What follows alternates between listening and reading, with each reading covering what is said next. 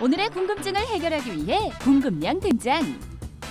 불꽃에 물이 닿으면 꺼지는 게 당연한데 물속에서 불꽃이 꺼지지 않는다는 게 정말 가능한 걸까? 우선 물이 가득 담긴 수조를 준비하고 혹시 모를 상황을 대비해 안전고글을 착용. 뭔가 비밀스런 종이로 싼 스파클러를 요리조리 살펴보는 궁금량. 아, 그대로 물속에 넣는다. 정말로 꺼지지 않는 불꽃. 부글부글 끓으며 계속해서 타들어가는데 평범해 보이는 스파클러, 과연 어떤 비밀이 숨어 있는 걸까? 그 비밀은 바로 스파클러를 둘러싼 이 하얀 종이에 있다. 흔히 주변에서 볼 수 있는 유산지를 활용한 것인데 스파클러를 유산지로 감싸는 것만으로도 물속에서 꺼지지 않는 불꽃을 만들 수 있다는 사실. 누구나 따라할 수 있는 간단한 실험. 하지만 정확한 원리가 궁금하다. 스파클러를 유산지로 감쌀 경우 화약이 물에 젖지 않아 발화점이 쉽게 도달할 수 있고 산화제가 분해되면서 산소를 계속해서 공급해주기 때문에 물속에서도 꺼지지 않고 불꽃이 만들어질 수 있습니다.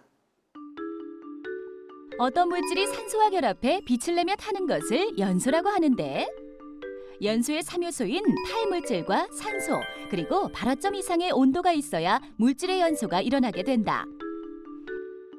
물질의 연소에 대해 좀 더 알아보자.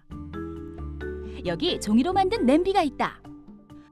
종이는 불에 타는 것이 일반적이지만 종이 냄비 속 물이 기화하면서 열 에너지를 소모하기 때문에 종이는 발화점에 도달하지 못하게 된다. 그래서 종이는 타지 않고 종이 냄비 속 물은 끓게 되는 것.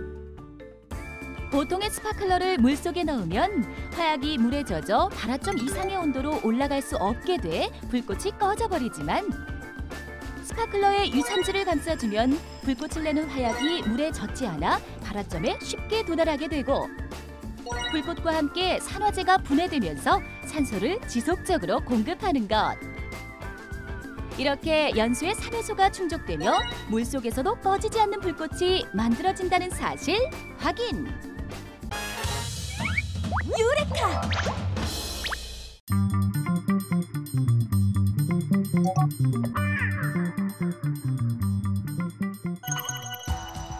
집을 나서는 순간 모두가 접하게 되는 색이 있습니다. 정지를 의미하는 빨간색, 주의의 주황색, 진행의 초록색을 나타내는 신호등인데요.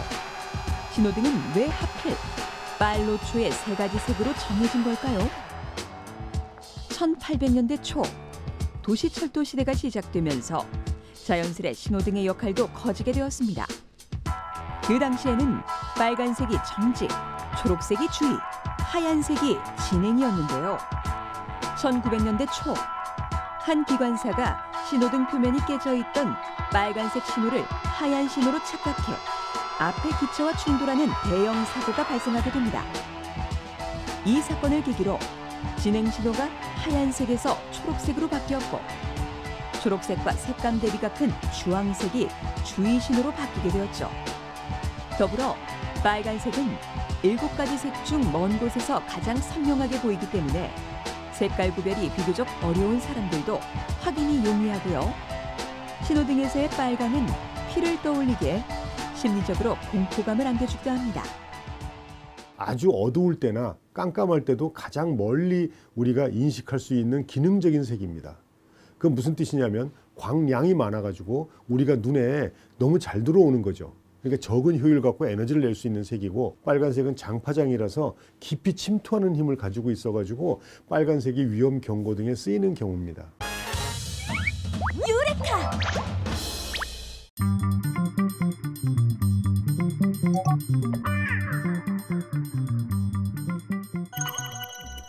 울산과학기술원 조재원 교수는 왜 변기에 관심을 갖는 것일까요? 이 실험실에선 똥을 에너지로 바꾸고 있습니다.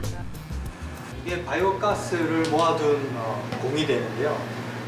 모아서 이거를 이렇게 눌러주면 이제 가스가 이 버너에 연결되게 됩니다. 똥의 주요 성분은 수분과 탄소 화합물.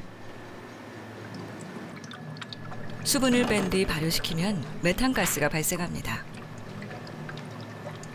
이 가스를 연료로 이용할 수 있고 전기로 변환할 수도 있습니다.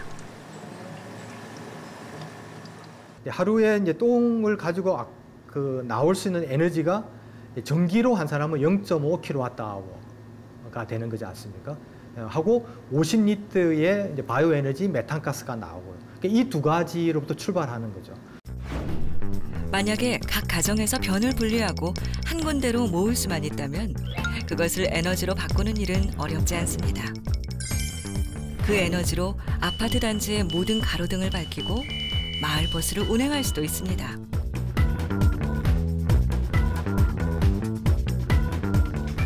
인구 5,000명이 사는 주거지라면 하루 동안 모은 똥으로 가로등 5,000개를 10시간 동안 켤 수 있고 전기차 한 대가 5,000km를 달릴 수 있습니다. 유레카!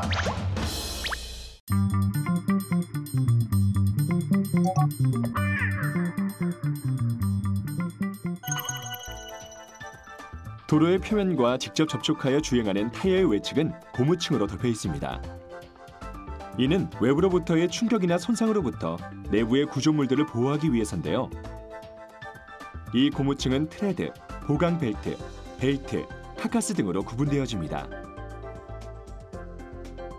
노면과 직접 접촉하는 부분인 트레드는 잘 마모되지 않는 튼튼한 고무로 제작되며 접지면에는 트레드 패턴이라고 하는 무늬가 새겨져 있는데요.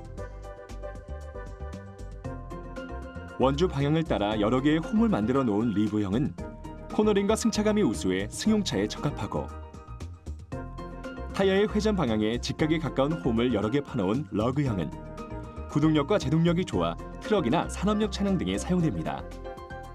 노면과의 접촉 부분을 독립된 블록으로 구성한 블록형은 제동력이 좋고 가로 방향으로의 미끄러짐이 적어 겨울용 타이어나 건설용 차량에 많이 사용되는데요. 현재는 이 두 패턴이 조합된 형태인 리브 러그형으로 타이어를 제작하고 있습니다. 이처럼 트레드 패턴은 타이어의 기본적인 기능은 물론 승차감, 소음과 같은 다양한 특성에 관계됩니다. 하지만 레이싱카에 사용되는 경주용 타이어는 무늬가 없는 슬릭 타이어인데요. 별도의 패턴을 사용하지 않는 이유는 노면과의 접지력을 최대한 높여 노면에 착 달라붙도록 하고 공기 저항을 줄이기 위함입니다. 타이어는 계절에 따라 구분되기도 하는데요.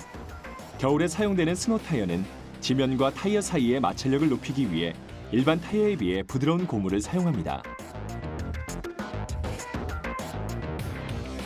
타이어 표면에 홈이 많은 것도 스노우 타이어의 특징인데요.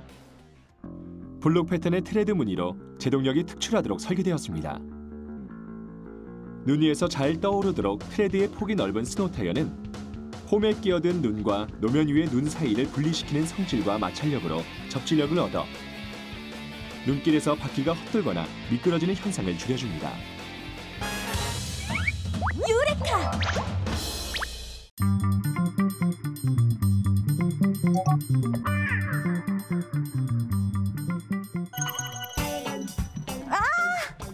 어떻게 돼요? 티셔츠에 커피를 흠뻑 쏟아버린 하나 씨. 과연 이 흰옷은 다시 말끔해질 수 있을까요? 매니큐어를 지울 때 사용하는 아세톤을 얼룩 위에 골고루 뿌려줍니다.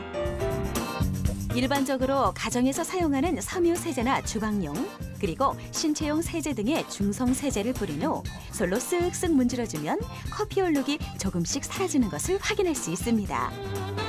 프림이나 우유가 섞여 있지 않는 순수한 커피일지라도 원두 속엔 단백질이 포함되어 있어 이를 녹이는 작업이 필요합니다. 아세톤의 알코올은 물과 기름에 잘 섞이는 성질을 가지고 있습니다. 이 때문에 아세톤이 물과 기름을 분리하는 역할을 하고요. 중성세제 또한 계면 활성제로서 물과 기름을 혼합함으로 분리가 가능한 것이죠. 얼룩은 성분에 따라서 세 가지로 나누어지는데요. 수성은 과일, 나무에서 나오는 얼룩으로서 색소가 첨가가 돼서 나오는 얼룩을 말하고요. 유성은 인체에서 나오는 유분이나 기름 성분 이런 걸 유성으로 봅니다. 그리고 마지막으로 불용성은 흙탕물이라든지 또 매연이라든지 이런 자연에서 오지 않는 그런 얼룩들을 말하는 겁니다. 포도주스의 얼룩을 지우기 위해선 먼저 얼룩에 식초를 뿌려줍니다. 그런 다음 가정에서 사용하는 주방용 중성세제를 적셔주는데요. 과일 주스나 풀잎 등의 자연에서 얻어지는 얼룩에는 색소를 포함하는 엽록소가 존재합니다. 엽록소는 열에 약하며 산성 물질에 녹는 성질이 있으므로 식초와 같은 산성에 의해 쉽게 빠지는 것입니다. 이번엔 자외선 차단제를 지워볼까요? 앞서 보았던 커피 속 단백질을 분해하는 원리와 같이 아세톤과 중성세제로 지울 수 있는데요. 아세톤은 물과 기름, 이 두 성분과 모두 섞일 수 있다는 사실을 앞서 커피 얼룩에서 알 수 있었는데요. 자외선 차단제 역시 이 원리에 의해 물과 기름으로 분리되는 것이죠. 다음은 녹물 지우기. 여기엔 산성이 강한 수산이 사용됩니다. 녹물에 뿌린 후 솔로 쓱쓱 문지르니 얼룩이 감쪽같이 사라졌죠? 철은 산소와 오래 결합하면 녹이 슬게 되고 산화 반응에 의해 산화 처리되는데요. 녹물을 없애기 위해선 이 원리를 역으로 이용한 환원 반응이 필요합니다. 수산을 이용하면 녹에 존재하는 산소를 빼앗기 때문에 녹물이 제거되는 것이죠.